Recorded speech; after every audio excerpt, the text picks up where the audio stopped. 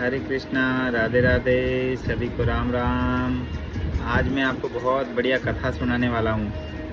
चक्रवर्ती सम्राट महाराजा राजा भर्तरी की कथा। उनके छोटे भाई थे महाराज विक्रमादित्य।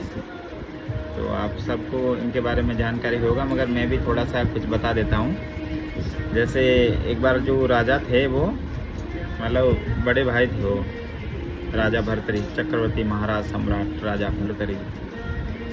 तो उनकी शादी नहीं हुए थे, तो वो सब जगह सुख खोजते थे कि सुख कहाँ है, खाने में है कि रहने में, खोजने में। तो उनको लगा यहाँ भी सुख नहीं है, खाया पिया रहा। तो उन्होंने सोचा कि शादी कर लेते, देखते शादी में कितना सुख है। तो उन्होंने घोषणा करवा दिया, बोले सब जगह थे पूरा संसार में कि जो सुंदर स्त्री होगा उसी से वो शादी करेंगे। तो बहुत सारी स्त्रियाँ आई, लड़की लोग आई मतलब कि। तो उनको एक पिंगला नाम की लड़की जो सबसे सुंदर थी वो पसंद आ गई, तो उनसे उन्होंने शादी कर लिया।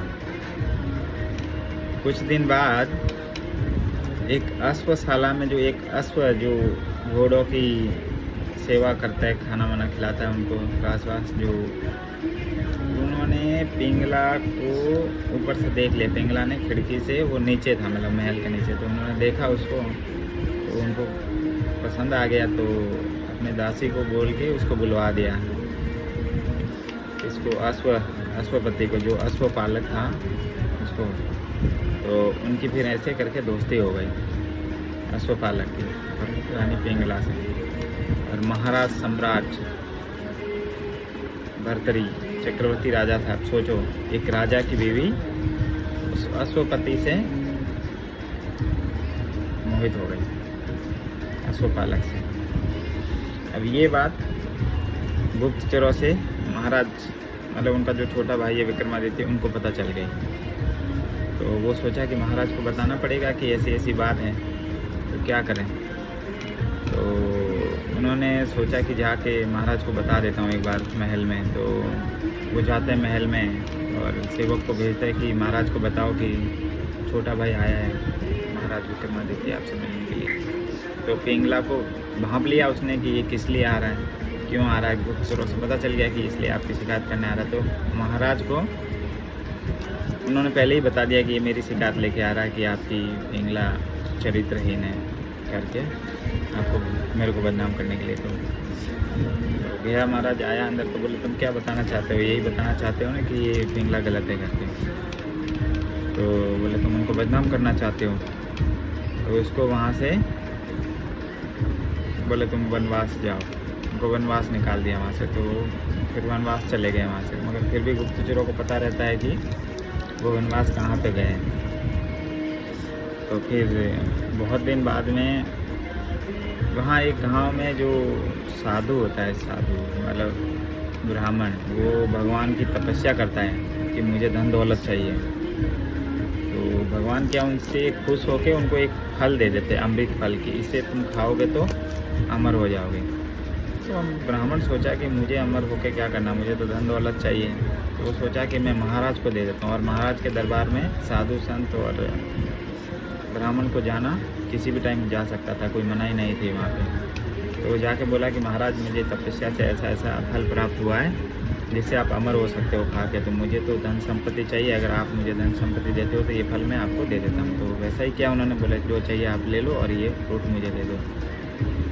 तो वो फल महाराज भर्तरी को दे दिया उन्होंने।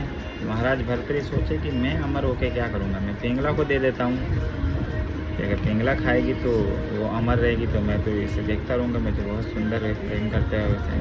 तो बोले वो खाएगी तो ठीक रहेगी। तो पिंगला ने मतलब महाराज ने पिंगला को दे दिया। तो पिंगला सोचने लगी कि ये फल मैं खा के क्या करूँगी, अश्वपाल खा लेगा तो वो ठीक रहेगा, वो अमर हो जाएगा, वो बढ़िया रहेगा, तो मैं भी उसको देखता रहूँगी, देखती रहूँगी, जैसे भी है मुझे ठीक लगेगा। तो पिंगला ने क्या किया, अश्वपाल को फल दे दिया। अब अश्वपाल ने सोचा कि मैं क्या करूँगा। एक नर्तकी थी वहाँ पे जो महाराज के दरबार में नृत्य करती थी। तो वो अश्वपाल जो है वो नर्तकी से प्रेम करता था, पर वो उसके साथ संबंधित है, नर्तकी एक वैसे। तो अश्वपाल ने सोचा कि क्यों नहीं अपनी प्रेमिका दे दिया जाए ये वाला फल, तो वो अमर हो जाए तो बढ़िया रहेगी। तो अश्वपाल ने वो फल नर्तकी को दे दिया। अब नर्तकी सोचा कि मैं इसको खा पी के क्या अमर होके क्या कर लूँगी, मुझे तो राजा के सामने नृत्य करना है। तो वो सोची कि मैं ये फल राजा को ही दे देती हूँ, वो खा लेंगे तो अमर हो जाएंगे, तो बढ़िया राजा, अच्छे राजा है, तो उन्हीं को दे देना चाहिए। तो वो सोची कि उनको दे देते। तो वो गई फिर महाराज से मिलने के लिए। तो सेवक को बोला कि महाराज को बोले कि नर्तकी आई है, आपसे मिलना चाहती है, नृत्यांगना जो है। तो फिर मिले राजा, फिर राजा को दे दिया कि ये फल है महाराज अमृत वाला, तो आप खाओगे तो अमर हो जाओगे। तो महाराज ने बोला कि ये फल आपको कहाँ से मिला? तो बोले रियल सत्य सत्य बताओ, नहीं तो अभी तुमको यहीं पे दंड मिलेगा। तो डर गई फिर, बोले सत्य में बताओ, आपको जो चाहिए वो मिलेगा। बोले ये तो मेरा प्रेमी है अश्वपाल, से मिला है। तो ठीक है। फिर बोले किसी को कुछ मत बताओ, अश्वपाल को बुला के लाओ। सेवक को बोला, तो सेवक को अश्वपाल को बुला के लाया। अश्वपाल ने बोला कि ये फल तुमने दिया है इसको, ये सत्य है? बोले हाँ सत्य महाराज। बोले तुमको सत्य सत्य बताना, नहीं तो यहीं पे आरे पे कटवा देंगे, नहीं तो तुम्हारी गर्दन काट देंगे तलवार से। तो डर गया, कांपने लगा। वो बता कि ये तो महारानी पिंगला ने दिया है। तो ठीक है, सत्य बता दिया। तो फिर बोला कि पिंगला को कुछ मत बताओ और उसको तुरंत यहाँ बुला के लाओ। तो पिंगला को बुला के लाए। बोले पिंगला तुमने तो अमृत फल खाया है, अब तुम तो अमर हो गई हो। बोले अभी तुम्हारी गर्दन काट देंगे, दोबारा गर्दन वापस आ जाएगी। तो महाराज ने तलवार निकाली और गर्दन बोले अभी काट दो, सीधा आदेश दे दिया। बोले बांध दो इसको, इसकी गर्दन काटेंगे, ये तो अमर हो गई है, अभी वापस जिंदा हो जाएगी। तो तुरंत जैसे ही तलवार चलाने लगे और उसने महाराज डर के बोले महाराज गलती हो गई, मैंने तो खाया नहीं और ये अमृत फल मैंने उनको दे दिया। बोले क्यों दिया? बोले ऐसे ऐसे बात है।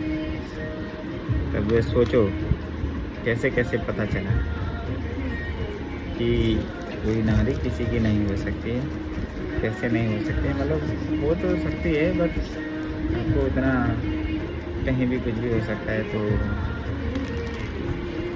कहने का मतलब है कि जो फिर बाद में विक्रमादित्य राजा है वो राजा बन गए और राजा भर्तरी में संन्यास ले लिया और वहीं से उनको छोड़ दिया, पिंगला नारी को उसको त्याग दिया और वो अपना संन्यास ले लिया और साधु बन गए। ये है राजा भर्तरी की कथा है। और लास्ट में महाराजा विक्रमादित्य, चक्रवर्ती महाराजा विक्रमादित्य की जो कहानी आपने पढ़ाई होगा हिस्ट्री में, वही कहानी है। राधे राधे, हरे कृष्णा।